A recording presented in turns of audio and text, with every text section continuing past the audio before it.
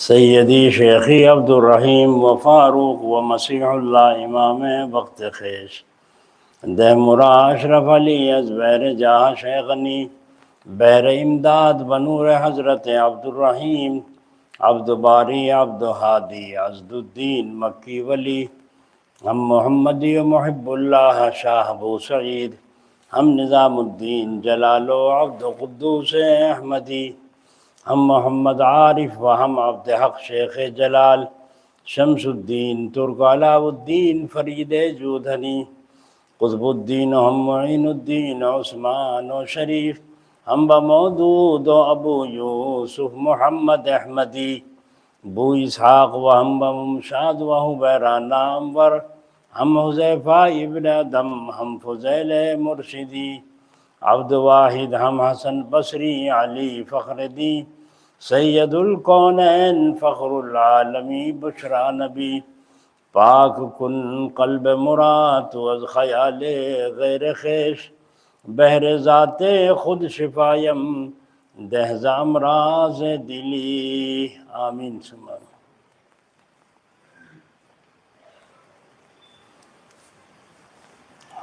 بلغ العلا بکمالہ کشف الدجا بجمالہ حسنت جمیع خصالہ صلو علیہ وآلہ درود شریف پڑھے سب حضرات اللہم صلی بسم اللہ الرحمن الرحیم۔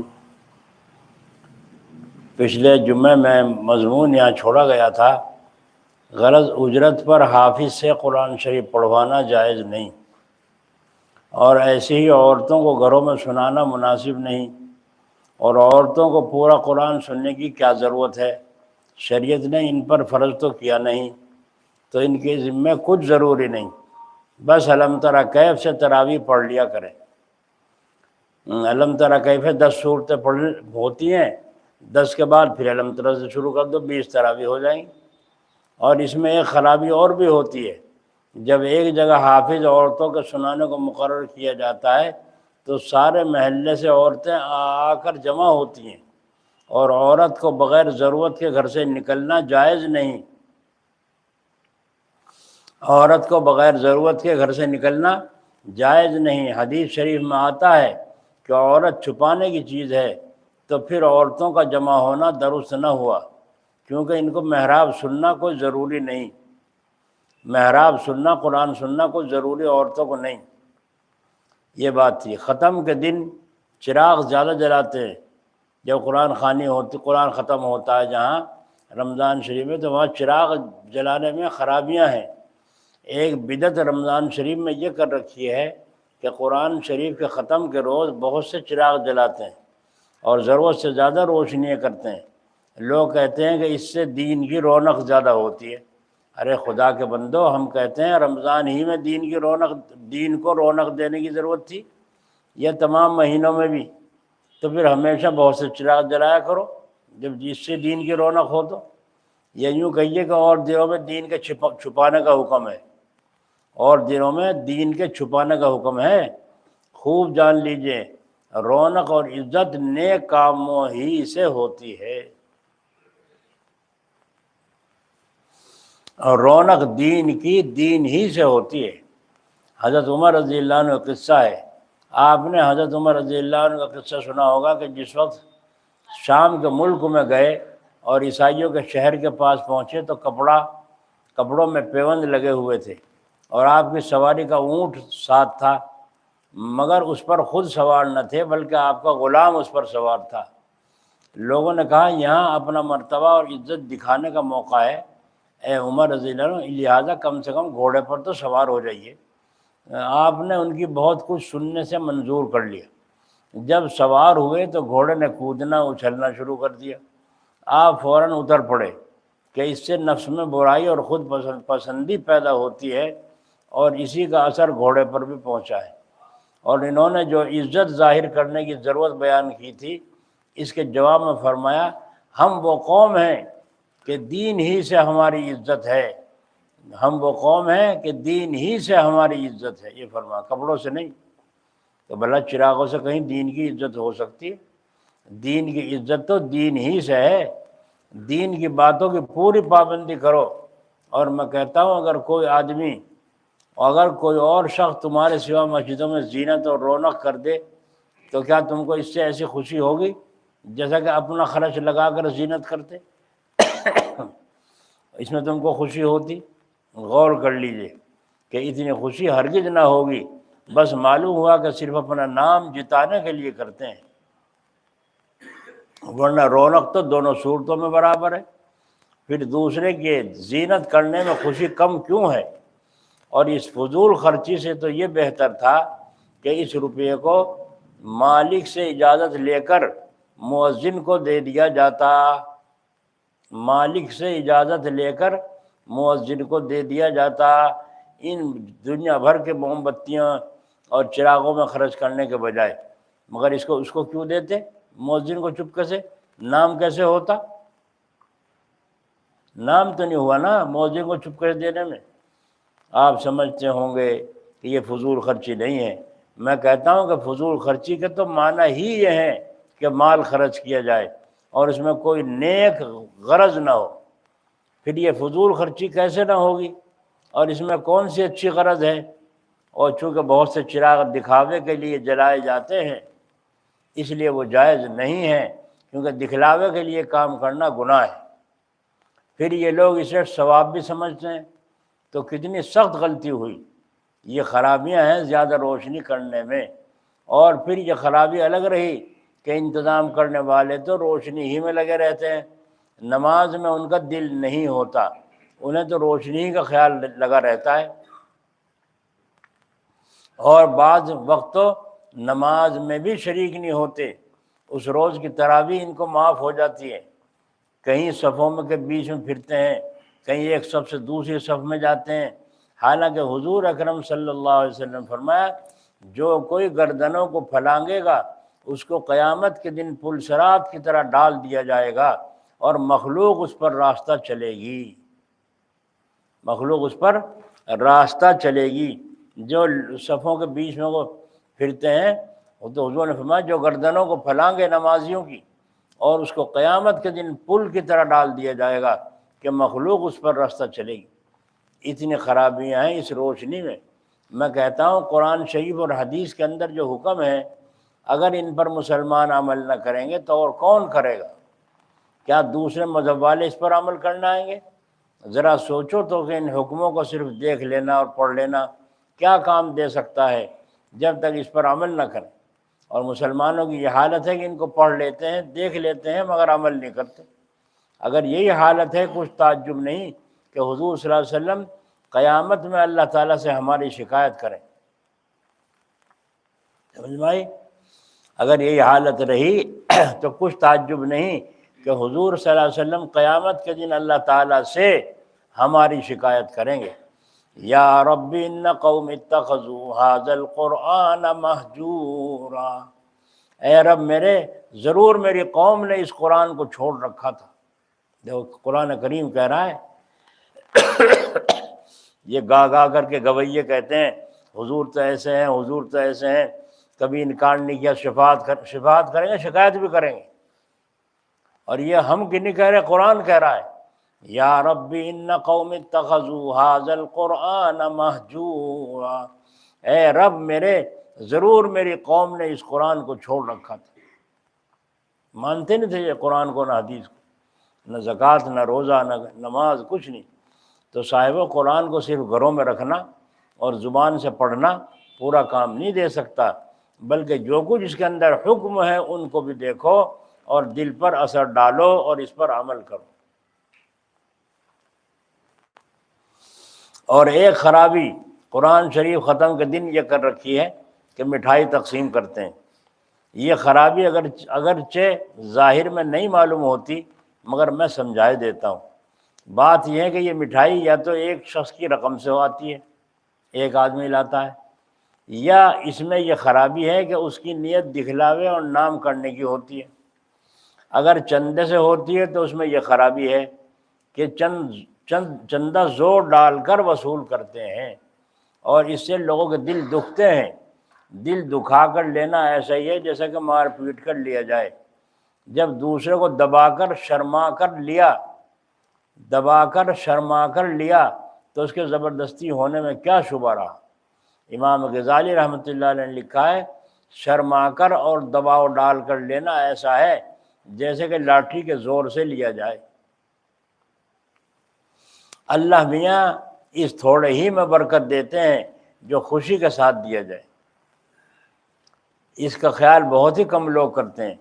اکثر مسجدوں کے لیے چندہ اسی طریقے سے کرتے ہیں، ایسے لوگ وصول کرتے ہیں جن کا دباؤ دینے والوں پر پڑتا ہے اور وہ اس کے دباؤ اور لحاظ سے چندہ دیتے ہیں، اور پھر اس میں بھی بعض چندہ فضول زینت کے واسطے کرتے ہیں، جس سے حدیث شریف میں منع کیا گیا ہے، اگرچہ وہ زینت اور سجاوٹ اپنے ہی مال سے کیوں نہ ہو۔ ہاں، عمارت مسجد کی اگر مضبوط بنائی جائے تو کچھ حرج نہیں، مسالہ اچھا لگایا جائے، عمدہ لگایا جائے، عمارت بنانے والے تجربے کار ہوں، اینٹ پکی ہوں اور ان میں کچھ خرابی نہیں، اور اگر معمولی سی زینت بھی ہو تو بھی کچھ حرج نہیں، معمولی سی کچھ زینت ہو تو کچھ حرج نہیں۔ یہ تو کسی طرح درست نہیں کہ لوگوں سے زبردستی وصول کر کے مسجد سجانے میں خرچ کیا جائے۔ چھپر کی مسجد بھی نماز پڑھنے کے لیے کافی ہے، کہ وہ صحیح کرے غلط کرے، چھپر کی مسجد بھی نماز پڑھنے کے لیے کافی ہے، کیونکہ نماز سے مقصد اللہ میاں کے سامنے عاجزی کرنا ہے، اور اس میں چھپر کی مسجد اور پکی مسجد دونوں برابر ہیں۔ بلکہ پکی مسجد میں تو پھول بونٹوں میں خیال بٹ بھی جاتا ہے، اور چھپر کی مسجد میں سجاوٹ ہی نہیں، جو اس سے خیال بٹے۔ تو جب کہ نماز کے مقصد ہی میں خلل آ گیا تو بتاؤ تمہاری سجاوٹ کیا کام دے گی؟ جو نماز میں سب لوگ بیکار ہو گئے تو تمہاری سجاوٹ کیا کام دے گی؟ ایسا ہی حال ہے مٹھائی میں، کہ اس میں بھی کوئی تعریف کرانے کے واسطے دیتا ہے، کسی سے دباؤ ڈال کر لیا جاتا ہے، اور اس کا امتحان یوں ہو سکتا ہے کہ اگر بعد میں نمازی زیادہ ہو جائیں تو مٹھائی کی فکر پڑ جاتی ہے، تو جو انتظام کرنے والے ہوتے ہیں انہیں تو اپنی آبرو کی پڑ جاتی ہے، بعد میں زیادہ ہو گئے بھائی، اور نمازیوں کو یہ خیال ہوتا ہے کہ اب ایک بتاشا ملے گا، بھائی نمازی زیادہ ہو گئے، ایک جلیبی ملے گی، پھر نماز میں دل لگنا تو کوسوں دور گیا۔ مٹھائی کیا آئی، اتنے گناہ چپکا کے لائے ہے نا، مٹھائی کیا آئی ختم قرآن کی، اتنے گناہ چپکا کے لائی۔ اور سوائے اس کے ایک یہ بات بھی ہے کہ اکثر بے نمازی لوگ بھی آ جاتے ہیں، ختم والے دن مٹھائی بٹ رہی ہے تو بے نمازی لوگ بھی آ جاتے ہیں، اور تعجب نہیں کہ بعض ان میں سے ناپاک بھی ہوتے ہیں، اور پھر لوگ باتیں کرتے ہیں، بےہودہ باتیں کرتے ہیں، ایک دوسرے کی برائی غیبتیں کرتے ہیں، ایک دوسرے کا ظلم سمیٹتے ہیں۔ یہی حال ہے میلاد کی مٹھائی کا۔ بعض لوگ کہا کرتے ہیں عرب میں تو مٹھائی بانٹی جاتی ہے، میں کہتا ہوں بری بات کسی کے کرنے سے اچھی نہیں ہو سکتی، اور پھر یہ بات بھی ہے کہ تم میں اتنی سادگی بھی نہیں جتنی عرب میں ہے۔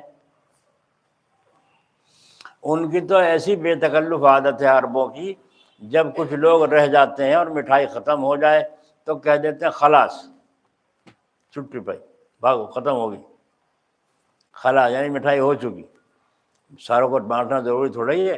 ان کو یہاں کی طرح آبرو وغیرہ کی فکر نہیں ہوتی ان عربوں کو، جس کو پہنچ گئی، نہ پہنچے تو کچھ خیال نہیں، بس آپ اپنا کام کو ان کے ساتھ ان کے کام کے ساتھ کیسے برابری دے سکتے ہیں۔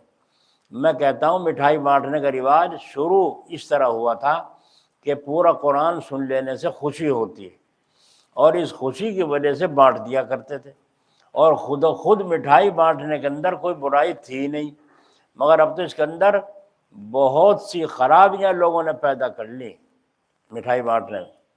اس لیے ہمارے یہاں کاندھلے میں نماز کے بعد قرآن پاک پڑھ کے جامع مسجد میں لوٹے میں پانی میں چھو کر دے امام صاحب، پی لو سبھی کا گھونٹ، ہو گئی چھیڑنی، بتاؤ ایسی چھیڑنی کو ماننے گا؟ اور ایسی دعا میں کوئی جاوے گا؟ ہمارے یہاں قرآن ختم کی دعا ہوگی، آ جائیے بھائی، اچھا جی آ جائیں گے، کیا ہے ہمارے وہاں تو پانی پہ قرآن پڑھیں، ختم کریں پانی پہ، وہاں کیا جاویں؟ ارے وہاں چلو، وہاں بالوشاہی ملے کھانے کو، بالوشاہی بٹتی ہے بہت ساری، آئیے رکشہ بھر کے، اوہ کیا ٹھکانہ ہے، تو وہاں جائیں گے قرآن خوانی میں دعا کروانے، دعا میں شریک ہونے، جیسی دعا تمہاری چپکے گی تمہارا جی جانے۔ مگر اب تو اس کے اندر بہت سی خرابیاں پیدا ہو گئی ہیں، اس وجہ سے اس کا چھوڑ دینا ضروری ہے۔ حضرت تھانوی رحمۃ اللہ علیہ فرماتے ہیں جس دن مسجد میں ختم ہوتا تھا میرے والد یوں کہا کرتے تھے کہ دیکھو نماز پڑھتی فوراً گھر آ جانا، مٹھائی لینے کے انتظار میں نہ رہنا، ہم تمہیں بازار سے بہت ساری مٹھائی منگوا کے دیتے ہیں، وہ کھانا۔ لیکن تو اپنے بچوں کی اس طرح تربیت کرتے تھے کہ لینے کی عادت نہ ہو بچوں کو، ہاتھ پھیلا پھیلا کے۔ میں کہتا ہوں ہاتھ پھیلا کے نہ لو، جو خود دے تو لے لو۔ یہ وہاں عمرہ کو جاتے ہیں، حج کو جاتے ہیں حاجی لوگ، تو وہاں بعض جا کے لائن لگ رہی ہے اور لائن لو، آپ بھی کھڑے ہو کے بٹ رہا ہے اور آپ بھی لے کے آ رہے ہیں، کوئی مرغے کی بریانی، کوئی کچھ کوئی کچھ کوئی کچھ۔ ایک مزہ عجیب ہوا، ایک ٹرک میں کچھ سیب مٹھائی بھر کے لائے جتنی بانٹنے کے لیے، تو جدھر میں جا رہا تھا وہاں ہمارے اس سے بلڈنگ سے دور تھا وہ، میں وہاں دوا لینے گیا تھا، تو میں نے دیکھا وہاں عجیب تماشا ہو رہا ہے۔ اور تماشا کیا ہو رہا ہے، ایک لڑکا عربوں کا تھا وہ، اور یوں اٹھا کے سیب یوں کر رہا ہے، 2 سیب ادھر، تو اتنے ہاتھ لوگوں کے یوں یوں یوں یوں، وہ ہنس رہا ہے۔ پھر وہاں سے ہٹ کے ادھر جا کھڑا ہوا تو ساری پبلک ادھر، سارے پبلک ادھر، تو انہوں نے ایک ڈال دیا، آپا دھاپے پڑے، پھر دوسرا سیب لے کے پھر ادھر کھڑا ہو گیا۔ اور دیکھو کیا ذلیل ہو رہے ہیں مسیح یہ حاجی، کیا حاجی ذلیل ہو رہے ہیں، بھوکے ہیں یہ، پیسے گھر سے نہیں لائے تھے، حج کرنے کے لیے آئے تھے، پیسے لے کے آئے تھے، پیسے ان کے پاس ہیں، پھر کیوں ہاتھ پھیلا رہے ہیں بھکاریوں کی طرح؟ جیسے اپنے وطن میں، ہمارے یہاں ہندوستان میں فقیر ہاتھ پھیلاتے پھر رہے ہیں، وہاں جا کے عرب میں یہ حاجی ہاتھ پلے پسار پسار کے مانگتے ہیں۔ جو حاجی یہاں بیٹھے ہیں ان کو پتہ ہو، کرتے ہیں نہیں کرتے؟ ہے کوئی حاجی یہاں؟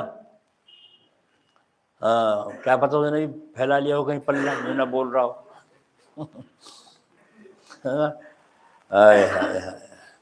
ہمارے کمرے کے سامنے ایک تھے مراد آباد کے، تو وہ صبح جاتے تھے خالی خالی تھیلے لے کر، شام کو بھر کے لاتے تھے بریانی، دودھ، جوس، اور صبح سارے ڈبے اس میں کوڑے دان میں بھر دیا کرتے تھے خالی، سارے رات پتہ نہیں کہ وہی کھاوے تھے کہ یہ حال ہے۔ لڑائیاں لڑتے رہے تو خوب، لڑائی بھی چل رہی ہے اور کھانا بھی چل رہا ہے، خوب عجیب ہوتا تھا۔ ہمارے ساتھ میں ایک ہماری پردھانی بھی تھی، ان نے جا کے فیصلہ کرا ان کا، نمٹا جھنجٹ ان کا۔ تو بہرحال تو وہاں سے وہ لائے تھے، ایک وہ ہوتا ہے پتہ نہیں کیا، صبح صبح سے کیا کہتے ہیں اس کو، وہاں لا کے بیچا، بڑا مہنگا بکا، اور کہا ہمارا حج تو مفت میں ہو گیا۔ وہ لا کے وہاں بیچتے ہیں، یہاں سے بھی لے جاتے ہیں بہت سے لوگ۔ تو یہ عمرہ کر رہے ہیں، عیدیں حج کر رہے ہیں، ٹھیک ہے اپنا کر رہے ہیں، جو کوئی اللہ ہی قبول کرے۔ ہم تو جانے اصول شریعت کو نہ چھوڑو، پھر چاہے قبول ہو یا منظور نہ ہو وہ اللہ ہی جانے، لیکن ایسی حرکت نہ کرو جس سے ہمارے اوپر جو ہے زد پڑے۔ تو اس لیے چلے جا رہے ہیں، ایک آدمی مجھ سے میرے سامنے آ کے کھڑا ہو گیا، بڑا لمبا سا کالا کالا تکڑا، اور کہنے لگا حاجی ہدیہ، حاجی ہدیہ۔ اب میں کہوں حاجی ہدیہ، حاجی ہدیہ، کیا کروں، اڑا دے میرے آگے حاجی ہدیہ۔ میں نے پکڑ لی، دیکھا تو گرم ہو رہی بہت، برابر میں سے پکڑی، ساتھیوں آیا اور دیکھو بھائی کیا ہے، حاجی ہدیہ کیا ہے، کہنے لگا حاجی ہدیہ۔ اب کھول تو گرم گرم بریانی، تو کہنے لگا کھاؤ، میں نے کہا کھاؤ اللہ نے دی ہے۔ تو میں نے ایک عالم سے پوچھا وہاں یہ کیا معاملہ ہے، تو انہوں نے کہا از خود تو ہاتھ پھیلاؤ نہیں، از خود اگر کوئی دے تو قبول کر لو، وہ اللہ کی طرف سے، وہ ہدیہ اللہ کی طرف سے آ رہا ہے، چاہے کھجور ہو چاہے کچھ بھی ہو، اپنی طرف سے ہاتھ مت پھیلاؤ۔ تو وہی مسئلہ وہاں ہے، وہی مسئلہ یہاں ہے، اپنی طرف سے ہاتھ مت پھیلاؤ، خود اللہ تعالیٰ کوئی چیز بھیجے تو قبول کرو۔ حاجی امداد اللہ صاحب اللہ علیہ کے پاس جو کوئی ہدیہ لاتا تھا تو حضرت اس میں سے سب کو بھی کھلاتے تھے، اوروں کو بھی، اور خود بھی اس میں سے ساتھ ساتھ تھوڑا سا کھا لیتے تھے، تھوڑا سا کھا لیتے تھے۔ یہ آپ کی عاجزی اور بندگی تھی، تو اس میں سے لے بھی لیا اور زیادہ پیچھے بھی نہیں پڑے، دبکا کے بھی نہیں رکھا، یہ حالت تھی۔ اللہ تعالیٰ ان لوگوں کی اخلاص کی دولت نصیب فرمائے ہمیں بھی، ہمارے شہروں میں یہ ایک رسم بھی پھیل گئی ہے کہ عید کی رات میں کچھ نہیں کھاتے، اور آخر رات میں صبح کی اذان کا انتظار کرتے ہیں۔ جب اذان ہو لیتی ہے تو کہتے ہیں روزہ کھول لو، اور پھر کچھ کھاتے ہیں۔ تو ان کے نزدیک اب تک رمضان ہی باقی تھا، حالانکہ عید کا چاند دیکھتے ہی دوسرا مہینہ شروع ہو گیا۔ خیال تو کیجئے کیسی بے وقوفی کی بات ہے، دوسرے مہینے کی ایک رات بھی گزر گئی اور ان کے یہاں بھی روزہ ہی ہے۔ حدیث شریف میں تو ہے چاند دیکھتے ہی روزے ختم کرو، اور ان کے یہاں ایک رات اور گزار لینی چاہیے تب کہیں روزے ختم ہو، ہے نا۔ یہاں ایک بیچارے حاجی جی تھے، انتقال ہو گیا، اللہ مغفرت فرما۔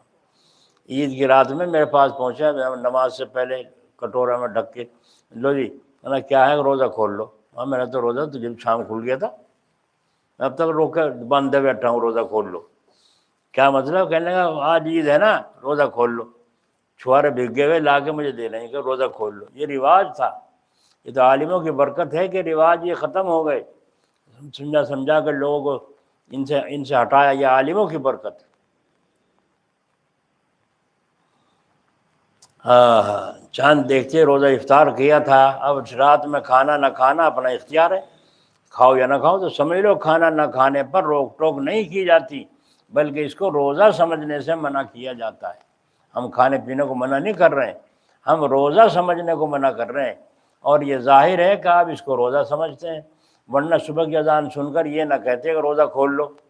اس سے صاف معلوم ہوتا ہے کہ اس رات میں کہ کھائے پیے رہنے کو روزہ سمجھتے ہیں، اور یہ تو کھلی ہوئی بدعت ہے۔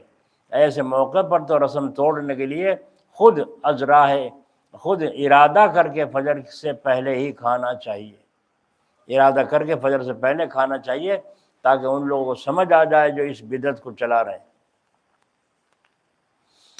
ایک رسم عید کے دن یہ کرتے ہیں کہ سوئیاں ضرور پکائی جاتی ہیں، اگر سوئیاں نہ ہوئی تو ان کے نزدیک کچھ ہوا ہی نہیں، سمجھتے ہیں عید کے دن خاص سوئیاں ہی ہونی چاہیے، حالانکہ سوئیاں اور دوسری چیزیں شریعت سے برابر ہیں۔ ان کے اختیار کرنے کی صرف یہ وجہ تھی کہ دن عید کا کام کاج کا ہوتا ہے، اس لیے زیادہ بکھیڑے کی چیز سویرے سے پک نہیں سکتی۔ منظور یہ ہوتا ہے کہ سویرے کچھ کھا کر عیدگاہ کو چلے جائیں، کیونکہ عید کے دن سویرے سے کچھ کھا لینا پی لینا ثواب ہے۔ اس وجہ سے سوئیوں کا رواج ہو گیا، کیونکہ وہ آسانی سے تیار ہو جاتی ہیں اور اس میں کچھ بکھیڑا کرنا نہیں پڑتا۔ پھر بعد میں دوستوں میں رشتہ داروں میں بھیجنے کا بھی رواج پڑ گیا۔ لوگ کہتے ہیں عید کا دن خوشی کا ہے، دوستوں کے پاس تحفے کیوں نہ بھیجے جائیں، اس سے محبت بڑھتی ہے، مگر یہ دھوکہ ہے، کیونکہ رسم کے طریقے سے دینے میں کچھ محبت نہیں بڑھتی بلکہ اور رنجش پیدا ہو جاتی ہے۔ تجربے سے یہ بات ظاہر ہے۔ ہاں بغیر رسم کے اگر کچھ محبت سے بھیج دیا جائے تو اس سے بے شک محبت زیادہ ہوتی ہے، جیسے کہ دو دوست آپس میں ہدیہ کبھی کبھی بھیج دیا کریں، اور رسم سے تو محبت بڑھتی نہیں۔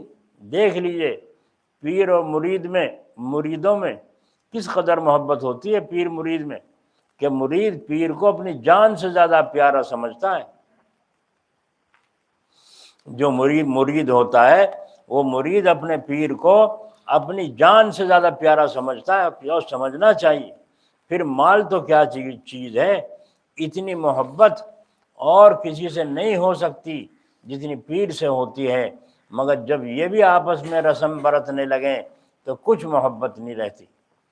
اکثر مرید پیر کی خدمت کیا کرتے ہیں اور ان کو نذرانہ دیا کرتے ہیں، اور اس سے محبت زیادہ ہو جاتی ہے، مگر جب اسی نظر دینے کو رسم بنا لیا تو دیکھ لیجئے پیری مریدی کا اب کیا حال ہو گیا ہے۔ محبت تو کیسی، اب تو یہ حالت ہے کہ جس جگہ پیر صاحب پہنچ گئے مرید چھپنے لگے، ایسا نہ ہو کچھ دینا پڑ جائے۔ دعائیں مانگنی پڑتی ہیں کسی طرح پیر صاحب جلدی سے ٹلے۔ اب فرمائیے، یا تو پیر صاحب کو نذرانہ دینے سے، اس کی خدمت کرنے سے محبت بڑھتی تھی، اور یہاں الٹی اور نفرت پیدا ہو گئی۔ یہ کس وجہ سے ہوا؟ صرف اسی رسم سے ہوا۔ مدرسے کے جلسوں میں آپ حضرات دیکھیں گے آخر میں فہرست دے دی، تقریر کرنا، چندہ کرنے والے کو فہرست، یہ قاضی جی، یہ عبدالایوب، یہ عبدالقادر، عبدالحمید، یہ فلاں۔ اب ان کی آواز دے رہا ہے، کہاں ہے عبد القادر، کہاں ہے عبداللہ، کہاں ہے قاضی جی، پردھان جی، آؤ یہاں سامنے آؤ۔ ارے آ کے مصافحہ تو کر لو حضرت سے۔ اسے پتا مصافحہ کہیں نہیں ہو رہا، یہاں تو صفائی ہو رہی ہے جیبوں کی، کہیں نہیں مصافحہ ہو رہا، وہ آتا ہی نہیں۔ اور اگر کوئی پھنس بھی گیا بھولا سا اور اس کی جیب تم نے کتر لی، دے رہا تھا 5,000 لے لے اس سے 20,000، تو وہ اگلے نمبر پہ سامنے صورت دکھانے ہی کرنی۔ عادت خراب ہوئی نہیں ہوئی؟ تو کس نے کی؟ کس نے کی؟ پھر یوں کہتے ہیں چندہ کچھ آئے، چندہ کہاں سے آئے؟ تم چندہ لینا نہیں جانتے، آوے کہاں سے جب تم لینا نہیں جانتے؟ تو فرمایا پیر صاحب سے کیسی محبت ہوتی ہے، اپنی جان سے زیادہ آدمی قربانی دیتا ہے، مگر آج رسم کی وجہ سے پیر کہیں مرید کہیں، پیر کہیں اور مرید کہیں۔ ہائے ہائے، ہمارے حضرت اللہ تعالیٰ ان کی قبر پر رحمت فرمائے، جلال آبادی رحمۃ اللہ علیہ، ایک دفعہ جب میں نے دیا، دوسرے مرتبہ گیا تو حضرت کو 10 روپے کچھ پیسے دیے، تو حضرت نے فرمایا ہر دفعہ نہیں دیا کرتے، ایسے پیر کہاں ملیں گے جو یہ سبق سکھاویں؟ نے فرمایا ہر دفعہ نہیں دیا کرتے تھے، دیا کبھی کبھی خالی ہاتھ بھی آنا چاہیے۔ کیوں؟ اس لیے کہ تاکہ پیر کی عادت نہ بگڑے، پیر کی نظر نہ بگڑے اور تمہاری بھی نہ بگڑے۔ کیا بھائی وہاں جاؤں گا دینا پڑے گا کچھ نہ کچھ، وہاں جاؤں گا تو دینا پڑے گا کچھ نہ کچھ، تو تمہاری مرضی، ہو تو دے دو، نہ ہو نہیں صحیح۔ تم بھی آزاد اور ہم بھی آزاد، کہ یہ دے گا نہیں دے گا، کیا خبر دے گا نہیں دے گا۔ امید نہیں لگانی کسی سے، نہ پیر مرید کی جیب سے، نہ مرید اپنی جیب سے کہ دینے پڑیں، دونوں آزاد۔ سمجھ میں آ رہی بات؟ بولو اس طرح سے اگر کہیں تم گئے بہن کے یہاں، مظفر نگر یا میرٹھ کسی کی بہن ہے، کسی گاؤں میں گئے، تو سوچے بہن کے یہاں جاؤں گا تو کچھ دینا پڑے گا، جیب میں ہے نہیں، تو رسم ہوئی نہ ہوئی؟ بولو رسم ہوئی نہ ہوئی؟ بھائی موقع ہو دے دو بہن کو، نہ ہو نہیں، تو بہن کو پتا، کیا پتا بھائی دے گا نہیں دے گا۔ اب بھائی دے کے ہی جائے گا، بھائی جان کو جاتے ہوئے ڈر لگ رہا ہے کہ ایسا نہ ہو جیب کٹ جائے، جو کچھ جیب میں ہے کرایہ سے، کرایہ بھی نہیں ہے میری جیب میں تو پورا، تو رسم کا پابند۔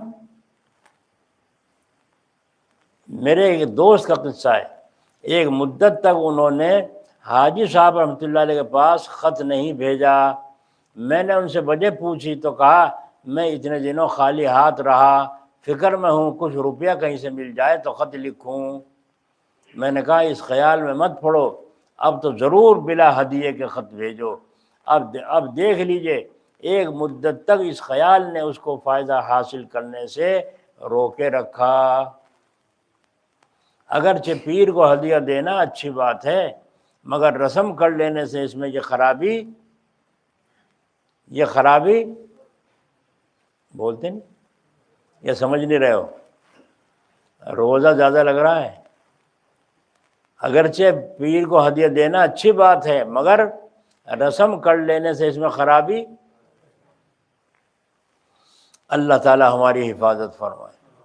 ایسے ہی عید کے دن کے ہدیے میں اگر ان میں آپ غور کریں تو معلوم ہو جائے کہ یہ قرض دیے جاتے ہیں، یہ قرض دیے جاتے ہیں، کیونکہ دیتے وقت یہ ضرور نیت ہوتی ہے کہ اس کے یہاں سے بھی آئے گا، اور اگر ایک مرتبہ نہ آئے تو ادھر سے بھی بند ہو جاتا ہے، بس یہ ہدیہ نہ رہا، یہ تو قرض ہو گیا۔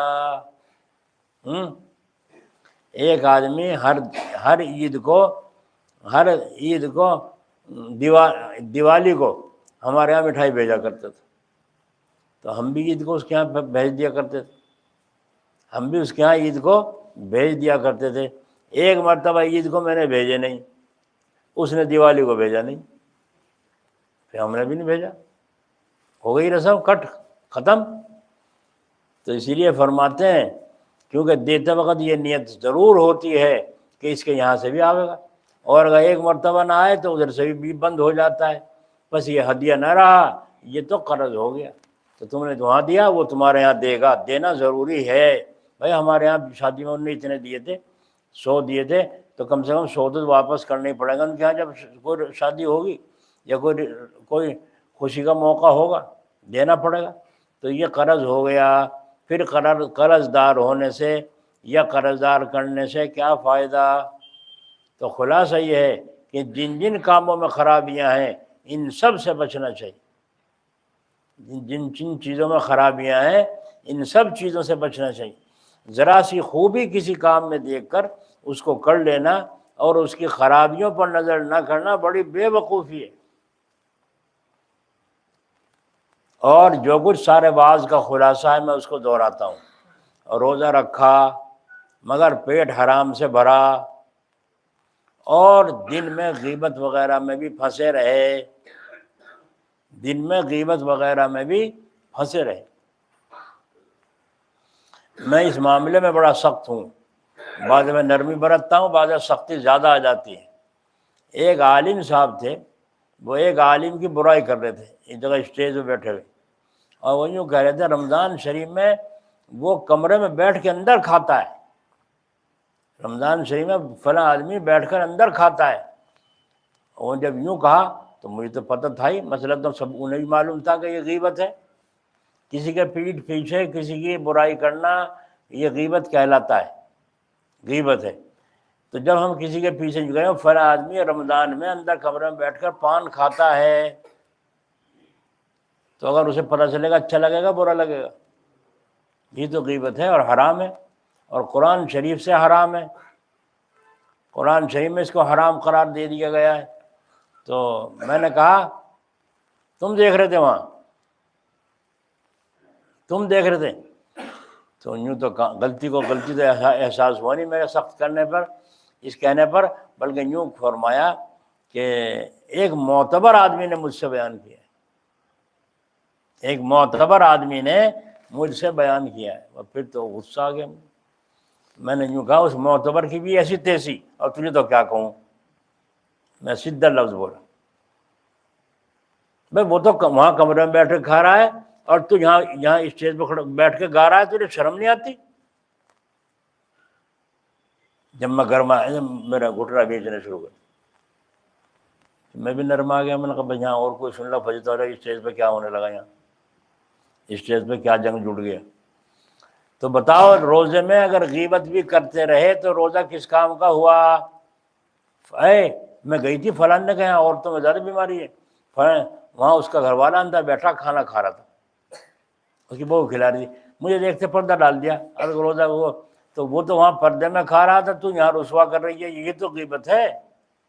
تو اپنے روزے کی خیر منا، وہ تو روزہ نہ رکھ کے چھپ رہا ہے، اور تو روزہ رکھ کر کے اپنے روزے کو خراب کر رہی ہے۔ تو انشاءاللہ تعالیٰ کسی کی غیبت نہیں کریں گے۔ تو غیبت میں پھنسے رہے، یہ حرام کے لقمے رمضان میں استعمال کر رہے ہیں، یہ روزہ کس کام کا ہوا؟ حاصل یہ ہوا کہ روزے کے جو آداب ہیں، جو اس کے حق ہیں، انہیں سیکھو اور عورتوں کو بھی سکھاؤ۔ حضور اکرم صلی اللہ علیہ وسلم نے فرمایا ہے کہ بہت سے روزے رکھنے والے اور رات کو نفلیں پڑھنے والے ایسے ہیں کہ ان کی بھوک اور پیاس کی اللہ میاں کو کچھ ضرورت نہیں، جاؤ مرو بھوکے اور جاگو۔ اور اگر جیسے روزہ رکھنا چاہیے تھا ویسے ہی رکھ لیا تو اس کے حق میں حضور اکرم صلی اللہ علیہ وسلم فرماتے ہیں روزہ اور نماز دونوں شفاعت کریں گے، قیامت کے دن روزہ بھی اور نماز بھی دونوں شفاعت کریں گے۔ اے اللہ میری وجہ سے یہ کھانے پینے سے رکا رہا، میری شفاعت کو قبول فرما۔ نماز بھی سفارش کرے گی، تو روزہ اور تراویح اور قرآن کا سننا نماز رات کی یہ شفاعت کریں گے۔ بس اس کے ساتھ دو نگہبان عذاب سے بچانے کے لیے موجود ہوں گے، کون؟ روزہ اور نماز۔ یہ کون ہوں گے ہمارے ساتھ؟ دو نگہبان۔ اس کی کیسے نجات نہ ہوگی، اس کی کیسے نجات نہ ہوگی؟ ضرور ہوگی انشاءاللہ تعالی۔ اللہ تعالیٰ اس پر عمل کی توفیق نصیب فرمائے۔ تو بھائیو نماز روزے کو مکمل کرو، رسم و رواج سے بچو، اور ایسے اللہ والوں کی بات پاس بیٹھو جو تمہیں اللہ کا راستہ بتائیں، جو تمہیں اللہ کا راستہ بتائیں، اور جو اپنا اپنا راستہ بتائیں اپنے پیٹ کا، بس ہمارے پیر بھائی تھے قاری صدیق صاحب باندوی رحمۃ اللہ علیہ، اللہ ان کی قبر پہ رحمت فرمائے، بڑے اونچے درجے کے ولی تھے، بڑا اونچا مقام تھا۔ ایک مرید ان کا رمضان شریف میں 40,000 روپے لایا اور لا کر کے زکوٰۃ کے دیے مدرسے میں رمضان میں۔ حضرت نے فرمایا کہ کتنی زکوٰۃ نکالی ہے اب کہ تم نے؟ کہا جی 40,000 نکالے، سارے یہیں دے دیے، لے آئے۔ اور مدارس بھی ہیں، دارالعلوم بھی ہیں، تمہارے عزیز رشتہ داروں میں بھی غریب ہوں گے، تمہارے محلے میں بستی میں بھی غریب ہوں گے، ان کا دھیان کیوں نہیں کیا؟ ان سب کا دھیان کرنا چاہیے، نہیں کرنا چاہیے؟ قرآن کریم میں 8 مصرف بیان کیے، انما الصدقات للفقراء والمساکین والعاملین، ذکر فرمایا۔ تو حضرت نے فرمایا ساری یہاں کیوں دے رہے ہو؟ غلط ہے، ان کو کہاں سے دو گے؟ جو تمہارے عزیز رشتہ دار ہیں ان کو کہاں سے دو گے؟ دارالعلوم میں کہاں سے بھیجو گے؟ تو قاری صدیق صاحب باندھ رحمۃ اللہ علیہ نے سارے چندے کی رسید نہیں کاٹی۔ ہمارے تو بزرگ ایسے تھے، اس کے خلاف جو ہمیں نظر آئے ہمیں اچھا نہیں لگتا، بلکہ آج کل یہ چاہتے ہیں میرا مرید تو سارا چندہ میرے ہی مدرسے میں دے، بس اور کہیں دے نہ دے۔ بھائی ہمارا حق تو تمہارے ذمہ پہلے ہے نا، ہم تمہارے پیر ہیں، ابا ہیں، تو ابا کا حق زیادہ بیٹھے نہیں بیٹھتا۔ اور وہاں قاری صاحب یوں فرما رہے کہ تم نے سب کا حق ختم کر کے یہاں سارے دے دیے، اتنے دینا ٹھیک نہیں ہے۔ حضرت نے لینے سے انکار فرمایا۔ ہے ایسا کوئی پیر؟ ہے ایسا کوئی مدرس؟ ہے ایسا کوئی مدرسے والا؟ ہمارے علاقے کے کچھ آدمی جاتے ہیں، بمبئی پہنچے ایک سیٹھ کے یہاں، جا کے قاضی رشید ہم بڑے چھوڑے سن کے آئے ہیں آپ کے، ہمارے مدرسے میں اتنی ضرورت ہے، یہ ہے وہ۔ اچھا جی، معائنہ لکھوایا، تصدیق نامہ کرایا۔ ہمارے یہاں مدرسے میں عربی فارسی بھی تھی، اور انہوں نے مولوی لقمان تھے، مولوی موسیٰ، انہوں نے یہ بخاری شریف پڑھی، یہاں پڑھائی گئی، تو بخاری شریف بھی یہاں پڑھائی گئی، عربی بھی پڑھائی گئی، فارسی بھی پڑھائی گئی، کتاب میں موجود ہے۔ پھر کچھ عرصے سے حالات ایسے ہو گئے ہیں کہ ہمارے یہاں عربی فارسی نہیں، اور بڑے بڑے مدرسوں میں جہاں دور سے لوگ خوب جاتے تھے پڑھنے والے، وہیں گھٹ گیا بھاؤ، پریشان ہے۔ تو اگر کوئی آئے تو ہم اب بھی پڑھانے کو تیار ہیں، نہیں آتا تو نہیں، زبردستی ہم کسی کو لاتے نہیں۔ تو ہمارے تصدیق نامے میں لکھا ہوا تھا عربی فارسی پنجم تک ہے۔ ہم نے جب اب کی تصدیق منگائی، ہم نے کہا یہ کٹوا دو، ہمارے یہاں عربی فارسی کا انتظام نہیں ہے، جو انتظام ہوگا اگلے سال پھر لکھوا لیں گے۔ کیوں لکھوائیں ہم؟ ہمارے ہاں تقریباً بچے 50 تک کی گنجائش ہے، اور 50 سے زیادہ اس وقت میں جو ہے گنجائش نہیں۔ تو ہم نے لکھوایا کہ 50 لکھواؤ، تقریباً 50 بچے ہیں، ہم کیوں لکھوائیں 80 اور 100 اور 150 کیوں لکھوائیں تصدیق نامے میں؟ جب وہاں جا کے اتنا لمبا خرچہ ہے تمہارے یہاں، 500 طلبہ صبح کو 500 شام کو کھاتے ہیں، جھوٹ ہوا نہ ہوا؟ اور تصدیق نامے میں کر دیا۔ ابھی مظفر نگر گئے تھے وہ تصدیق لینے، انہوں نے کہا کہ وہ کہاں کے تھے، تصدیق لے گئے اور وہ وہاں پکڑے گئے مظفر نگر۔ ان کی تصدیق میں یہ غلط ثابت ہوا تو جھوٹ کیوں بولو؟ اللہ پہ بھروسہ کہاں رہا بھروسہ؟ جب جھوٹ بولتے ہو اللہ پہ بھروسہ کہاں رہا؟ اور پھر ایک بات اور یاد رکھو، حضرت فرمایا کرتے تھے مخلوق کو تو دھوکہ دیا جا سکتا ہے، خالق کو دھوکہ ہے۔ تم کیوں کہتے ہو ہمارے یہاں مطبخ نہیں ہے، سب بچے گاؤں میں کھاتے ہیں، چلتا نہیں، یہاں کوئی لاتا ہے، میں نے کہا بھائی یہاں تو پکتا نہیں کھانا، میں صاف کہتا ہوں۔ کیوں ہم لپا پوتی کریں؟ ہمیں کوئی اپنی غرض ہے؟ ہمیں تو جہنم سے اللہ بچا کے جنت دے دے، بس یہ چاہیے ہمیں، تو ہمیں نہیں چاہتا کچھ۔ مدرسے سر پہ رکھ کے لے جائیں گے تو اللہ تعالیٰ اپنے فضل و کرم سے ہمیں صحیح چال چلنے کی توفیق دے۔ تو وہ جا کے کہا جی بڑا خرچہ، انہوں نے لا کے 10 روپے 100 روپے لا کے دیے۔ تو انہوں نے کہا جی ہم تو بہت امید کر کے آئے تھے آپ کے پاس۔ تو انہوں نے کہا اچھا تو ٹھہرو، اندر گیا 10,000 کی گڈی لایا، کہا لو جی 10,000 ہی ہے۔ انہوں نے کہا کیا تو 100 دے رہا تھا، ایک دم سے 10,000 پہ پہنچ گیا، کیا معاملہ ہے؟ تو اس نے کہا جی اب تو تم 100 دے رہے تھے، اب ایک دم 10,000 دینے لگے۔ آپ کہتے ہیں نا گنجائش ہے، گنجائش ضرورت ہمیں زیادہ ضرورت ہے اس لیے میں لے آیا ہوں، تو وہ نکالنے لگا رسید لکھے، مگر لکھے بعد میں پہلے میری بات سن لو۔ انہوں نے کہا کیا؟ وہ جو میں پہلے دے رہا تھا وہ 100 روپے وہ تو تھے میری حلال کی کمائی کے، اور یہ جو میں دے رہا ہوں 10,000 یہ ہیں حرام کی کمائی کے، مرضی تمہاری، لیتے ہو لو نہ لیتے ہو۔ اب بیچارہ مولوی صاحب چپ ہو گیا، کہنے بھائی اگر اب رسید کاٹی تو مولویت گئی ہے، مولوی صاحب لکھا غلط ہو جائے گا، نہیں ہو جائے گا، اس لیے اب سوچا کہ بھائی اگر آپ پہلے بتا دیتے نا تو میں لکھ دیتا، اور جب آپ نے بتا دیا تو اب تو لینا جائز نہیں، لے نہیں سکتا، حرام کے آپ خود ہی کہہ رہے ہیں، پھر کیسے لوں؟ اچھا مول صاحب آپ کو اختیار ہے 100 روپے کی رسید کاٹ کے حلال کی اپنا چلائے، لیکن بے چینی بد ہضمی پوری ہو رہی ہے۔ وہ 10,000 کیسے آئیں؟ ایک جو تھا دوسرا ساتھی، وہ وہاں چلا جا، کہاں مر رہا تو، وہاں چلا جا فلاں سیٹ کے یہاں جو قصہ ہوا میرے ساتھ، وہ 10,000 چھوڑنے نہیں تجھے۔ اچھا انہوں نے جا کے وہاں بھی یہ ہوا، انہوں نے کہا جی ٹھیک ہے کوئی بات نہیں، ہمارے مدرسے میں گنجائش ہے، بیت الخلاء غسل خانے بن رہے ہیں، ان میں لگا دیں گے ہم، کوئی بات نہیں، ایسی جگہ استعمال ہو جائے گا یہ پیسہ۔ تو اس سیٹھ جی نے کہا کیا ایسا حرام پیسہ ایسی جگہ ناپاک جگہ لگایا جا سکتا ہے؟ تو انہوں نے کہا ہاں جی لگایا جا سکتا ہے۔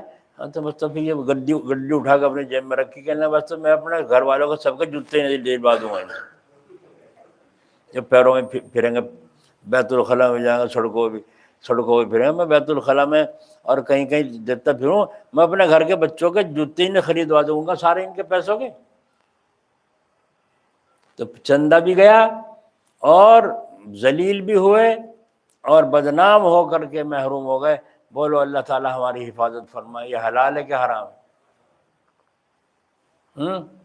یہ مولوی لوگ بھی بیٹھے ہیں اس میں مجلس میں، اور میری بات بھی سنیں گے، دور دور تک جائے گی۔ میں سب سے کہہ رہا ہوں اللہ کو راضی کرو، مخلوق کو راضی کرنے کی فکر نہ کرو۔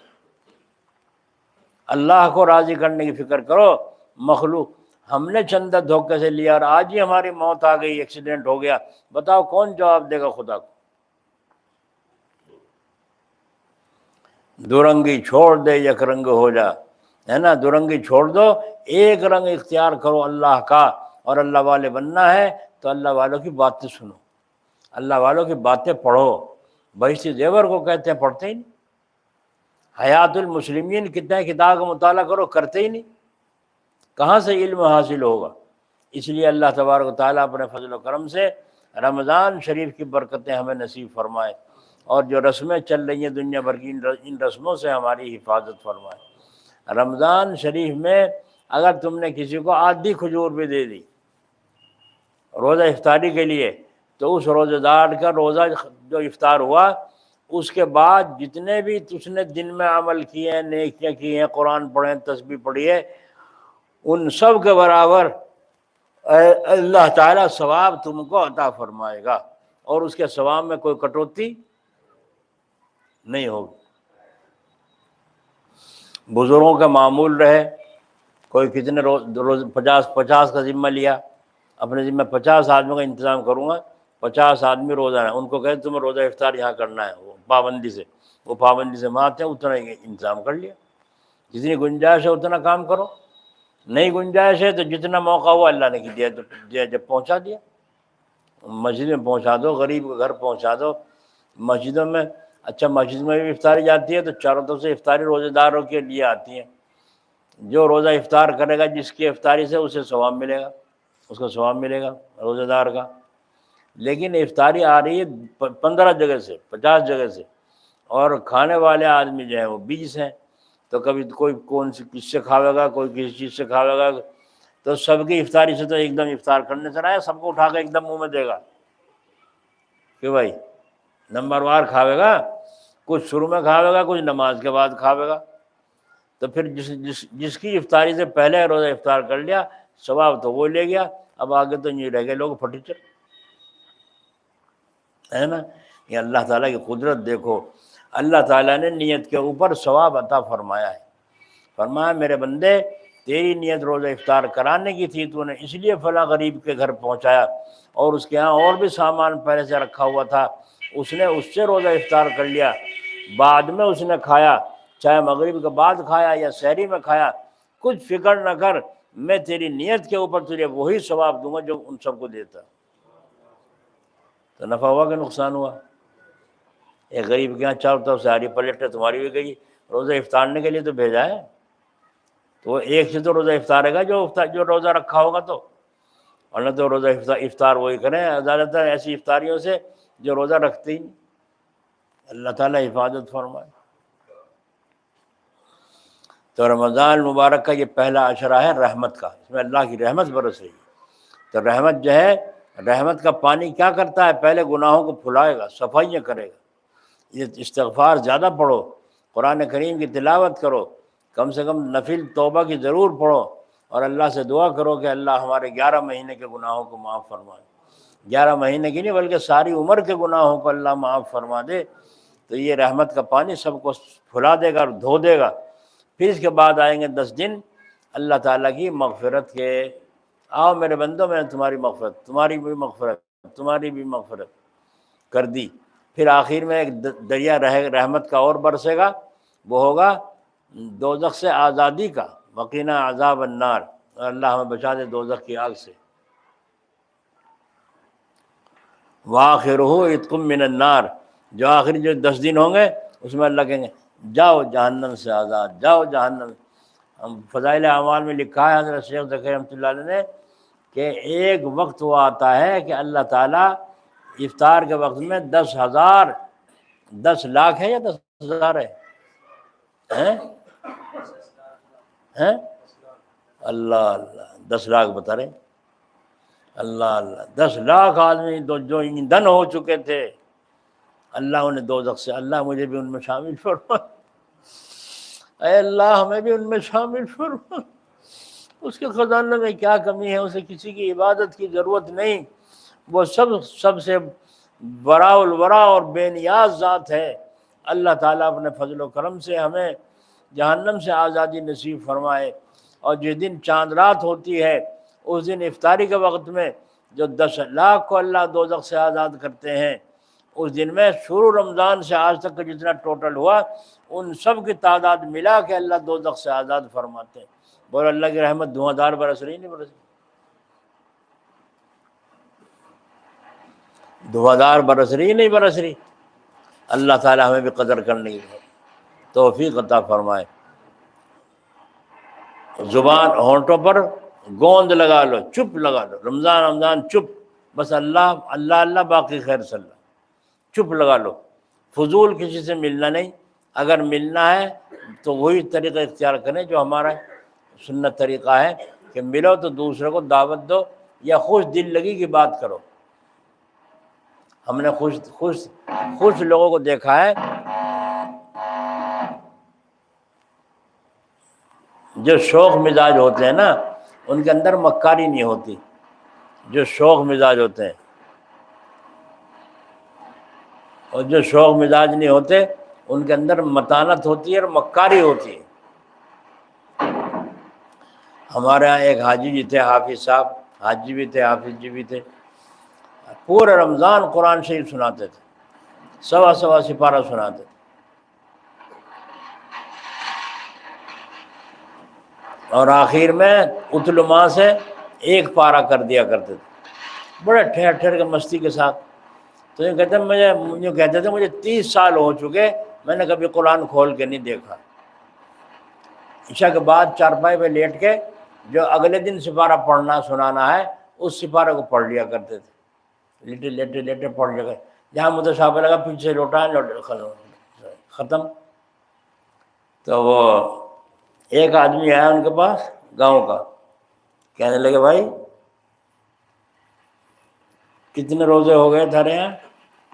کہنے جی اتنے تھارے ہوئے، ہمارے تو اتنے ہوئے، تھارے تو اتنے ہوئے کتنے؟ کہنے بھایا بابلے ہم تو قصبے کے رہنے والے، تو گاؤں کا رہنے والا، تیرے یہاں تو کم ہوں گے۔ وہ کہیں جی نہیں، یہ بھی کوئی بات ہے، چاند تو سب جگہ ایک سا ہی دکھا۔ کہنے دکھا تو قصبے میں حکم اور ہے، گاؤں کا اور ہے۔ کہنے کیا ہمارے یہاں تو اتنے روزے ہوئے، گاؤں والوں پہ کتنے ہوئے؟ جات پاگل کہیں گا، بتا ان کی چلی ہم دیکھ رہے ہیں ان کی زبان کو۔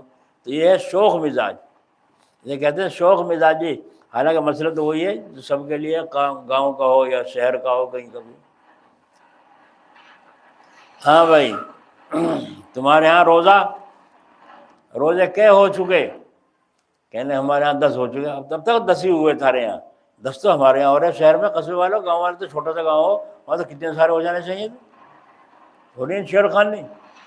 کیا ہے یہ؟ دل خوش کرنا۔ دل خوش کرنا، نہ کسی کی غیبت ہے، نہ کسی کی برائی ہے، نہ کسی کی بھلائی ہے، شیر خان نہیں ہے آپس میں دل خوش کرنا۔ یہ تو ہے جائے، کیوں دل خوش ہوگا تو جم کے اور کام کرو گے، اور دل رنجیدہ رکھو گے یوں بس روئی روئی رہے، ہنسو گے نہیں، تو پھر دل مردہ ہو جائے، کام کو کون کرے گا؟ دل خوش رکھ کے کام کرو، دل خوش رکھ کے کام کرو، ہوشیاری کے ساتھ کام کرو، اور دیکھو اتنا کھاؤ جتنا ہضم کر سکو، تھوڑی بہت رمضان شریف میں جتنی ہو سکے اپنے حیثیت کے مطابق ورزش بھی کرو، اور بد پرہیزی بھی نہ زیادہ کرو رمضان شریف میں کہ تندرستی خراب نہ ہو جائے، پھر نماز روزہ بھی ختم ہو جائے۔ اللہ تعالیٰ اپنے فضل و کرم سے توفیق عطا فرمائے۔ 4 رکعت تراویح پڑھ کر بیٹھ کر جو سبحان ذی الملک و الملکوت یہ دعا پڑھتے ہیں، بیٹھا ہو تو پڑھ لے، کو نہ پڑھے نہیں، چائے پی لے،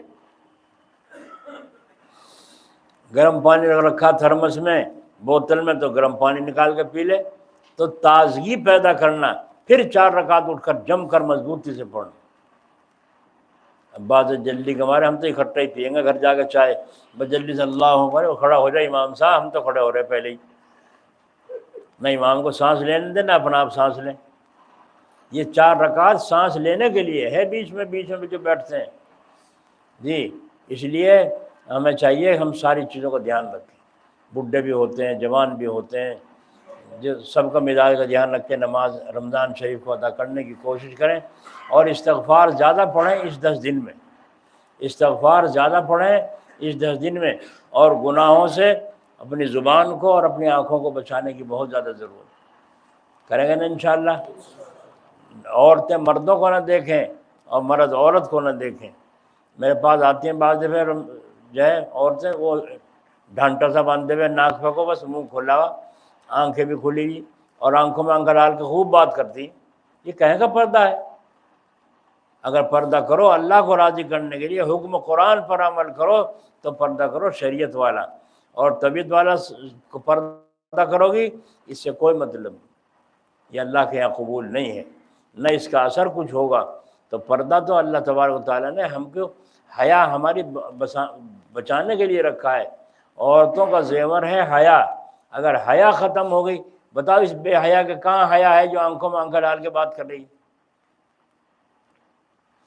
اور بازی تو ایسی حیادار آوے ہیں، آگے پیٹھ تو کر لے گی میری طرف کو اور منہ کر لے گی فرق ہو، یہ ہے اس کی شرم دیکھو۔ جو بات کہ تو بتا دیں، تو بتا اپنے منہ سے، اپنے دکھ کو تو خود بتا، لیکن یہ تو نہیں، نہ حد سے آگے بڑھو نہ حد سے نیچے گرو، بیچ میں رہو، حد سے آگے نہ بڑھو، بیچ میں رہو۔ اگر کوئی آگے یوں کہے جی تمہارا شوہر کا عبد الرحمن، اب وہ بار بار آواز دے رہا ہے، جہاں ہٹتا ہی نہیں، 3 آوازیں دینے کا حکم ہے، یہ چوتھی 5ویں بھی آواز دے رہا ہے، 3 آوازیں دو ٹھہر ٹھہر کے، اگر نہ بولے چلے جاؤ، لیکن 3 کی بھی 5 دے دی اس نے، تو بیوی کو چاہیے آگے کہ کون، کیا بات ہے، کس سے ملنا ہے؟ کہ جی فلاں سے ملنا ہے ہمیں، کہ وہ ہے نہیں یہاں نہیں ہے، کہیں گئے ہوئے ہیں، تھوڑی دیر میں مل لینا آ کر کے۔ وہ تو بڑی کرری ٹرری سی ہے بھائی، تو بڑی کرری ٹرری سی ہے، آگے بات کرتا ہوا ہچکچائے گا۔ اور اگر عورتیں یوں کہنے لگی میں بیٹھک کھولتی ہوں تشریف لائیے، جی ابھی آ جائیں گے، وہ بھی آ جائیں گے، بیٹھک کھولتی ہوں، بیٹھک میں بٹھا دیے اسے بھٹو کو، اب بٹھا کے وہاں، اب پوچھی ٹھنڈا پیو گے گرم پیو گے؟ تو اس کے تو جم گئے، دل شیر سا ہو گیا اس کا وہیں ٹھہرنے کے لیے، کہ یہ گرم پیوں گا، چلو اس نے گرم پکاوے گی چائے، اس نے تو دل سے خوش ہوا، ہاں کہاں گئے ہیں، اور 1-2 بات اور چھیڑ خانے کی کرے گا، تو ہو سکتا ہے وہ گھر میں فساد آ جائے، کچھ لے کے ہی بھاگ جائے، ہو سکتا ہے تمہاری عزت پہ حملہ کر دے، تم کیا کرو گی عورت کی ذات؟ اس لیے شریعت کہتی ہے جواب دو، مگر جواب بھی کرا ٹرا سا ہو، جو خشکا آدمی جیسا جواب دیتا ہے کہ وہ اس کے پیر نہ جمنے پائیں، بس بات معلوم ہو جائے وہ چلا جائے. اور اگر نرم گفتگو کرو گی، اس کے میل دل میں گھسا ہوا ہے، وہ میلا ہے، گندا آدمی ہے، وہیں پیر جمائے گا. معلوم ہوا عورتوں کو بھی اپنی عزت آبرو کی حفاظت کرنی ہے، اور ایمان کی سب سے پہلے حفاظت کرنی ہے. اللہ تعالی رمضان شریف کو ہمیں قدر کرنے کی توفیق عطا فرمائے. اور یہ جو دن چل رہے ہیں اس میں قرآن پاک پڑھنے والے زیادہ قرآن کریم کی پاک کی تلاوت کریں. حضرت تھانوی رحمۃ اللہ علیہ کے متعلق لکھا ہے کہ رمضان شریف میں 10 پارے روزانہ پڑھا کرتے تھے، 10 پارے روزانہ پڑھا کرتے تھے. اور بی امی تھی ہمارے یہاں کاندلے میں، مولانا الیاس صاحب رحمۃ اللہ علیہ کی والدہ حافظ قرآن تھی. عورتوں کا حافظ ہونا بڑا پہلے سے چلا آ رہا ہے، اب تو حافظ ہونا کو لوگ عیب سمجھنے لگے. تو وہ حافظ قرآن تھی، ایک قرآن 10 پارے یعنی 40 پارے روزانہ پڑھا کرتی تھی. جبھی تو اللہ نے ان کے پیٹ سے ایسا پیدا فرمایا جو انوکھا تھا. انوکھی عورت انوکھا کام کر رہی ہے، حافظ قرآن ہے، اہل علم سے تعلق رکھتی ہے اور اللہ کی ولی ہے، اور 40 پارے اللہ کے قرآن کے روزانہ پڑھتی ہے. تو اللہ نے اولاد بھی ایسی عطا فرمائی جس نے ایسا کام جاری کیا، ساری دنیا کا بستر اٹھوا دی، ہے نا، ساری دنیا کا بستر اٹھوا دیے، نیچے سے جو جمع پڑے تھے انہیں بھی ہلوا دی. مولانا دعوت تبلیغ کا کام جاری ہوا، یہ انہی کی برکت ہے. تو ان کی بی امی ماں حضرت تھانوی رحمۃ اللہ علیہ بھی تشریف لے گئے ان سے ملنے. بڑے بڑے علماء بھی جایا کرتے تھے بی امی سے ملنے کے لیے، بڑا اونچا مقام تھا ولایت کا بی امی کا. اللہ تعالیٰ ان کی قبر کو نور سے منور فرمائے. رات کو ایک دم صبح کو فجر کے بعد جو نوکرانی آئی ناشتہ لے کر، فرمائے دیکھے محلے میں کسی کا بچہ پیدا ہوا گیا. آ کے خبر دی، ہاں عبد الغنی قصائی کے بچہ پیدا ہوا ہے. فرمایا اچھا، جاؤ جا کے کہہ دو کہ بی امی نے منع کیا ہے اس کو ماں کا دودھ نہ پلایا جائے، یا تو گائے کا دودھ پلاؤ یا بکری کا پلاؤ، ہلکا کر کے پلاؤ، ماں کا دودھ مت پلانا. اگر موقع ہو گائے کا تو گائے باندھ لیں، نہ موقع ہو تو پیسے مجھ سے لے جائیں اور گائے خرید کر باندھ لیں. یہ فرمایا بی امی نے. گھر والوں نے کہا اماں جی کیا بات ہے، یہ کیا قصہ ہے؟ فرمایا یہ بچہ بہت بڑا عالم ہوگا، یہ بچہ بہت بڑا عالم ہوگا. میں نے دیکھا ہے رات کو آسمان سے ایک نورانیت والا ایک ہنڈا سا اترا نور اور یہاں محلے میں غائب ہو گیا. تو میں سمجھی کسی کے یہاں بچہ پیدا ہوا ہے، معلوم ہوا تو قصانی کا پیدا ہوا. او ہو تو بیڑا غرق ہو جائے گا اس بچے کا. اس لیے میں نے پابندی لگا دی کہ ماں کا دودھ ہرگز نہ پلائیں. پتہ نہیں کیسے کیسے دھندے کھاتی ہیں اور کیا کرتی ہیں. میں نہیں چاہتی کہ اس کے پیٹ میں حرام کا غذا جائے اور یہ بچہ علم سے محروم ہو جائے.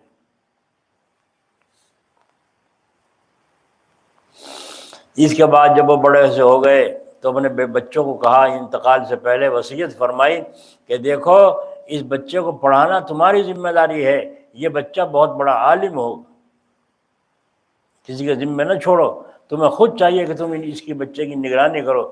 تو جب وہ مکتب میں چھوڑا گیا تو ہمارے دادا مرحوم اللہ تعالیٰ ان کی قبر پہ رحمت فرمائے، یوں فرمایا کہ جب حافظ جی منگتو کے پاس چھوڑنے آئے ان کو مولانا امیر احمد صاحب رحمۃ اللہ علیہ کو، ان کے بی امی کے بچے لڑکے، تو خاندان والوں نے جو تھے شیخ زادے بس جھنڈا اٹھا لیا. کہنے بس بھائی کیا ہوا؟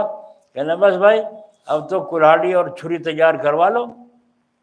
کہنے لگے کیوں؟ کہنے لگے قصائی تو کرا کریں گے قال اللہ قال رسول، اور ہم شیخ زادے کو چھتا کریں گے. تو ان مولانا الیاس رحمۃ اللہ علیہ ان کے خاندان والوں نے، گھر والوں نے جو بٹھایا تھا، انہوں نے کہا سن لو بھائی، تم چاہے جتنے چتر پٹو اور جتنے چاہے تم جلو، یہ بچہ تو پڑھ کے رہے گا، بی امی کہہ چکی. تو وہی شیخ زادے ان کے گھر والے چھوڑ کر آئے اور جا کے حافظ جی منگتو کے یہاں داخلہ دیا. تو فرماتے تھے ہمارے دادا کہ یہ بچپن سے ہی بھاری سے تھے، موٹے سے، اور جب ان کے سامنے بٹھا دیا تو 8 دن تک حافظ جی الف با تا سا یہ یاد کرواتے رہے. 8 دن جب ہو گئے تو فرمایا آیا سنا کے ہو گیا یاد، 8 دن ہو لی. 8 دن کے بعد سننے لگے بیٹھے تو وہ سارا الف با تا سے پڑھنا شروع کر دیا، یہ کیا ہے تا، یہ کیا ہے جیم، سب بتاتے چلے گئے۔ جب آئے حمزہ پہ آ کے اٹک گئے، بتا کیا ہے یہاں، نہیں بتایا گیا۔ تو حافظ جی منگتو نے ڈنڈا اٹھا لیا، جب ڈنڈا اٹھایا ہم نے کہا بھائی آج اس کا موٹاپا گیا، تو پہلے پٹائی بہت کرتے تھے استاد، آج اس کا موٹاپا سب چھٹ جائے گا۔ آج حافظ جی نے ڈنڈا اٹھا لیا، اور جب حافظ جی نے دیکھا نہیں بتاتا، بتاؤ، سخت ہوئے اور اکڑو ہو کے بیٹھ گئے، ڈنڈا کر لیا تیار، اور چہرے پہ آ گیا غصہ حافظ جی کے۔ ہم نے کہا بس ہاتھ چھوٹا حافظ جی کا، اس کا گیا کام۔ تو ایک دم سے وہ بچہ کبھی تو اوپر کو دیکھے ڈنڈے کو اور کبھی نیچے کو اس حرف کو دیکھے، آخر یوں منہ بنا کے بھون چڑھا کے یوں کہا ہڑن جا،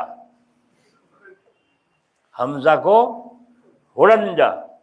جب یوں کہا ہڑن جا تو حافظ جی نے ڈنڈا تو دیا رکھ، اور اسے اٹھا کر کے سینے سے لگایا اور اس کی پیشانی کو بوسہ دیا، اور یہ فرمایا یہ بچہ بہت بڑا عالم ہو۔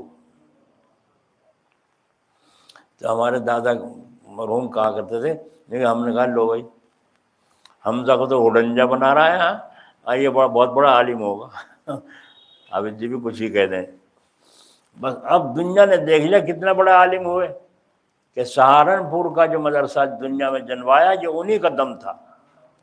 حضرت جی کاندلے والے مولانا افتخار صاحب رحمۃ اللہ علیہ، ان کی قبر پر رحمت فرمائے، یہ مولانا امیر احمد صاحب کے شاگرد تھے، انہی کے شاگرد تھے حضرت جی کاندلے والے، اس قصائی کے بچے کے جس کے ماں نے جس کی ماں کا دودھ نہیں پینے دیا بی امی نے، اور اللہ کو اس کے گھر میں نور اتارنا تھا، وہیں اتارا۔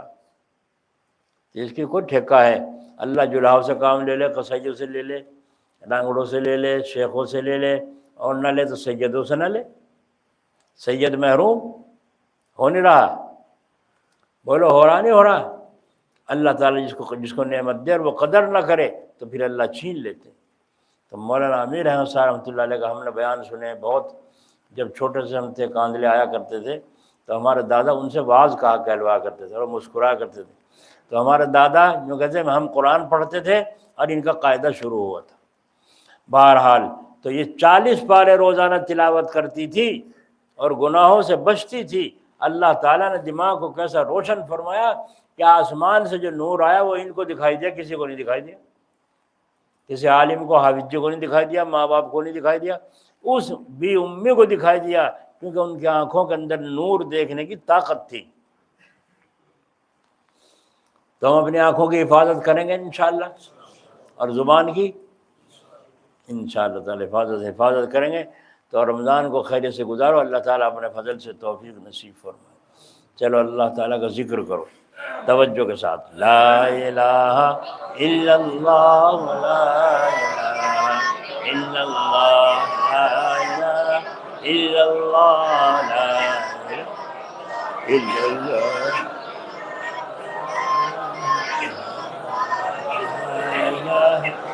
الا اللہ لا الہ الا اللہ لا الہ الا اللہ لا الہ الا اللہ لا الہ الا اللہ لا الہ الا اللہ لا الہ الا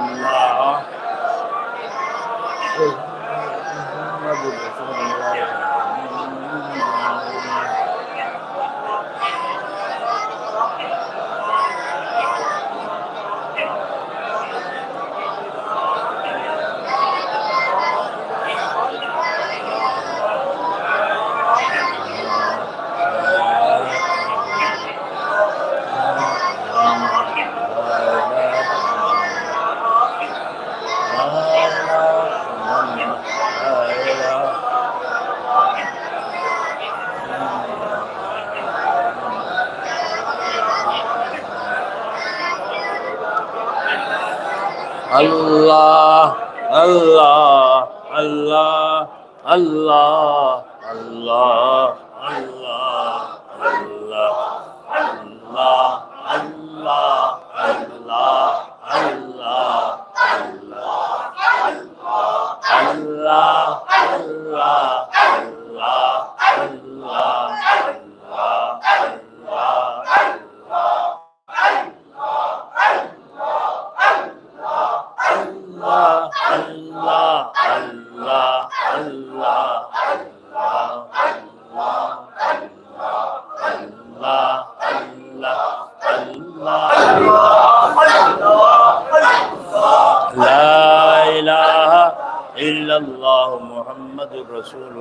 صلی اللہ علیہ وسلم۔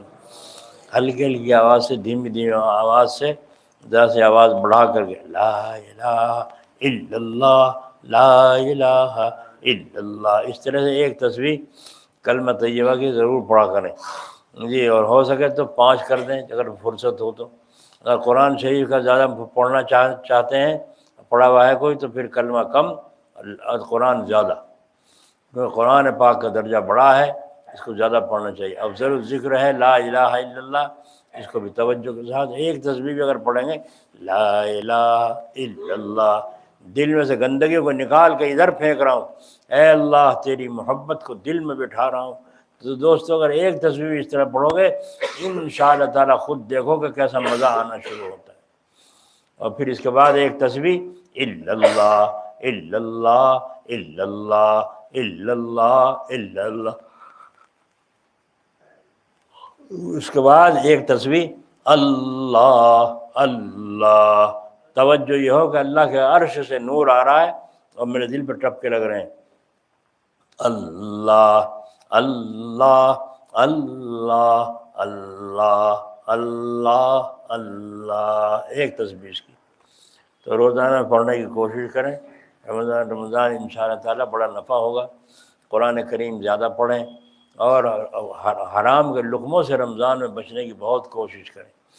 اور دوستو اس کے ساتھ ساتھ ایک کام اور ہے جو ابھی آپ نے سنا ہے کہ غیبت سے اور زبان کے گناہوں سے بچنے کی کوشش کریں، ہے نا، تاکہ رمضان ہو اور اس کی نورانیت خود تم محسوس کرو۔ اتنا ذائقہ نصیب ہوتا ہے بعض دفعہ، ہے نا۔ ایک بیچارے حاجی جی تھے، لا الہ تہجد میں آخری عشرے میں اعتکاف میں مسجد میں پڑھ رہے تھے، لا الہ الا اللہ، مگر ان کا دھیان عجیب تھا، ایسا دھیان لگایا، اس کے بعد ڈر کے بیٹھ گئے۔ انہیں کیا ہوا، کیا بات ہوئی؟ کہنے جی جب میں کہوں لا الہ تو ایسا کیا جیسے میرا سر اوپر چلا گیا گنبد میں مسجد میں، الا اللہ کہا تو نیچے ڈر کے مارے بیٹھ گئے۔ میں نے کہا تو ذرا آواز کم کر کے کرو، انہوں نے آواز کم کر کے کری، پھر نہیں ہوا۔ تو مطلب یہ ہوا کہ اللہ کا ذکر برابر اثر کرے گا جب تم پرہیز کرو گے۔ اب پرہیز نہ کرو گے تو اثر کم نہیں ہوگا، رمضان چلا جائے گا، چیختے رہیو، اب وہیں کا وہیں رہو گے، بلکہ اس سے بدتر ہو جاؤ گے۔ اللہم صلی علی سیدنا مولانا محمد وبارک وسلم۔ یا کبیر انت الذی لا یہتدی الواصفون لوصف عظمتہ یا کبیر یا ارحم الراحمین یا ارحم الراحمین یا اکرم الاکرمین یا ذی الجلال والاکرام۔ اے اللہ ہمارے گناہوں کو معاف فرما، اے اللہ پورے 11 مہینوں کے گناہوں کو معاف فرما، پورے عمر کے گناہوں کو اے اللہ معاف فرما۔ اے اللہ اس روز رمضان کی برکت سے اے اللہ ہمیں تقوی نصیب فرما، پرہیزگاری نصیب فرما، برائیوں سے نفرت، بھلائیوں کی رغبت اور نیک لوگوں کی صحبت نصیب فرما۔ گرچہ بدکار اور نالائق ہوں اے شاہ جہاں، پر تیرا در بتا چھوڑ کر جاؤں کہاں، کون ہے تیرے سوا مجھ بے نوا کے واسطے، رحم کر ہم پر الہی اولیاء کے واسطے، در بدر پھرتی ہے خلقت التجا کے واسطے، آسرا تیرا ہے پر مجھ بے نوا کے واسطے، رحم کر ہم پر الہی اولیاء کے واسطے۔ اے اللہ اپنے فضل سے ہماری بخشش فرما، ہمیں اپنے محبوب اور مقبول بندوں کے قدموں میں جگہ نصیب فرما۔ اے اللہ ہمیں دین پھیلنے کا ذریعہ بنا، ہمیں کام کرنے کی سہولت نصیب فرما۔ اے اللہ جن بھائیوں نے ہم سے دعاؤں کی فرمائشیں کی ہیں یا ہم نے ان سے وعدے کر رکھے ہیں یا اس وقت یہاں موجود ہیں، عورتیں یا مرد یا لوگ ہم سے محبت رکھنے والے، ہمارا ہاتھ دین کے کاموں میں بٹانے والے، خدمت کرنے والے، اے اللہ تو ان سب کو پریشانیوں کو دور فرما، ان سب کی مصیبتوں کو دور فرما، ان سب کو روزی روزگاروں میں برکت نصیب فرما۔ اے اللہ ہمیں اپنے خزانوں پر یقین عطا فرما، اپنے خزانے سے اپنے دروازے سے مانگنے والے بنا۔ سب کا داتا تو ہی تو ہے، سب کا مالک تو ہی تو ہے، سب کا رزق دینے والا تو ہی تو ہے، سب کا حاجت روا مشکل کشا تو ہی تو ہے۔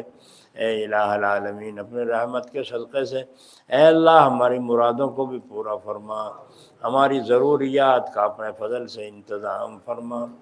اے اللہ اپنے فضل و کرم سے حلال روزی برکت والی عطا فرما، حرام کے لقموں سے اللہ ہماری حفاظت فرما، جھوٹ سے، غیبت سے، تکبر سے، ریاکاریوں سے، مکاریوں سے، دغابازیوں سے اللہ ہماری حفاظت فرما۔ اے اللہ آج دوسرا روزہ ہے، جمعہ کا دن ہے، اے اللہ ایک نماز فرض کا ثواب 70 فرضوں کے برابر آپ نے بڑھا رکھا ہے۔ اے اللہ آج کے دن کی برکت سے ہماری مغفرت فرما، اے اللہ ہماری مشکل کو آسان فرما دے، جو ہمارے گھروں میں بیمار ہیں یا بیماریاں ہیں سب کو اپنے فضل سے دور فرما۔ اے اللہ اپنے فضل و کرم سے جو بے روزگار ہیں ان کو اچھے روزگار نصیب فرما۔ اے اللہ جن کے گھر میں کوئی کمانے والا نہیں اللہ ان کی بھی غیب سے مدد فرما، جن کے بیماروں کے پاس علاج نہیں پیسے نہیں، اے اللہ تو ان کے انتظام فرما۔ اس ملک میں مسلمانوں کو چین نصیب فرما۔ اے اللہ ہماری مسجدوں مدرسوں پر اور ہمارے ایمان پر دشمنوں نے قبضہ جمانا شروع کر رکھا ہے، نماز نہیں پڑھ سکتے کہیں بھی، جماعت نہیں کر سکتے کہیں، اے اللہ کیسی کیسی مشکلیں پیدا کرتے چلے جا رہے ہیں، دن بدن بڑھتے چلے جا رہے ہیں، یا اللہ تو ان کو ہدایت نصیب فرما، تو ہدایت کے لائق نہ ہو ایسوں کے ذلیل ہونے کے فیصلے فرما۔ اے اللہ گناہ گار صحیح قصوروار صحیح، واقعی ہمارا قصور ہے، ہم نے مسجدوں کو چھوڑا، آج مسجدیں ڈھانی شروع کر دی گئی، اے اللہ ہم نے اذان پر کان رکھنے بند کیے، آج لاؤڈ اسپیکر اتارے جا رہے ہیں، اے پروردگار عالم یہ سب قصور ہمارا ہی ہے، اپنی رحمت کے صدقے سے ہماری غلطیوں کو معاف فرما، ہماری اس مجلس خیر کو قبول فرما، اور اس کی برکت سے اللہ ہماری دعاؤں کو قبول فرما برحمتک یا ارحم۔